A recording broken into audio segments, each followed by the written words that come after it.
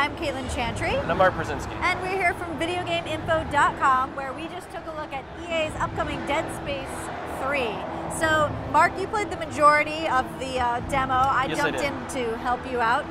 So why don't you tell us a little bit about your first reactions? So, very similar gameplay to Dead Space and Dead Space 2. It focuses on, the strategic dismemberment mechanic. You're going to have to fight the necromorphs again, presumably. So you want to make sure that you're not aiming for the head. That upsets them. So you want to, that gameplay remains intact, but you also have human opponents this time around. So, all those headshot skills you've been honing over the years are going to come into play. Thank goodness. Yes. I was glad to see that. Yeah. So there were a couple of new gameplay elements that we saw. There was the telekinesis was back. Yeah, the telekinesis was back. You can do a little bit more with it this time to kind of manipulate, kind of do fine motor skill things like turn levers and use that to solve problems rather than just grab stuff and put battery into battery hole. Yeah, I'm glad you call them solve problems because I think it's a little generous to say they're puzzles, but they're sort of quasi puzzle elements. Yeah, and I mean we only saw a little bit, so they could kind of evolve it from there. Yeah. So I guess let's talk a little bit about the co-op. That was a lot of fun. There was just this jump in, jump out. Basically, Mark came up against a big boss battle, and he was able to just go into his. We were playing on Xbox Live, so into his Xbox interface and just invite me to join him, which I did. Yes. And as soon as he died, he respawned, and I was right there with him. Yeah, it was actually a good thing I invited you because I just instantly died to that boss. Yeah. But yeah, actually, the one thing that I thought was really cool about the co-op is that it appears it has its own unique storyline.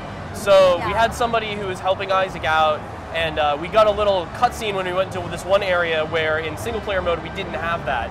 So it's going to be interesting to kind of, it's going to add to replayability, I think, because it's going to add a whole new kind of layer to the story that otherwise wasn't there. Yeah, and we've been seeing a lot of co-op games where they'll either invent a new co-op mode, which is basically just a short, stupid version of the campaign, or they'll just drop you into the campaign, but the campaign doesn't really change at all. The campaign just pretends that the other player isn't there. And this definitely felt like if you're playing with someone else, you're going to experience the same story, but with a lot of little differences, some new cutscenes, and that was a really unique aspect to it. And I mean, it also changed the dynamics of that boss fight a lot because we were able to, one of us was able to kind of kite the boss, and then the other one could, freeze it and cut off its tentacles and stuff like that. So it was definitely a lot. I guess I can't say it's a lot different than the main boss fight because I just instantly died. But when I was trying to do it, I mean, I was kind of having to manage all of those things, whereas we could kind of develop a team strategy for the boss fight. For sure. So let's talk a little bit about the environments too. Okay. Dead Space is really well known for its scary, claustrophobic environments, and there are a lot of sort of jump out and scare you moments. But what we played in the demo, there were a lot of more open environments. So what did you think of that? I thought it was interesting. I mean, they did some interesting tricks to kind of make you feel more claustrophobic, even in the open spaces. So the place that we were, we had crash landed onto an ice planet.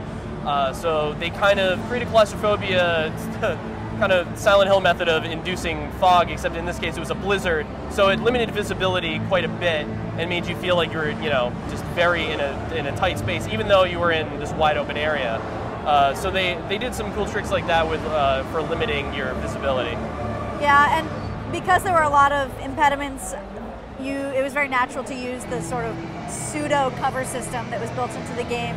They kind of set it up in a traditional third-person shooter style, but the cover definitely isn't sticky cover. You just can kind of crouch and hide behind cover and move out and shoot from there, which was actually one of my least favorite aspects in terms of the gameplay. It seemed like it was just begging for a little bit more.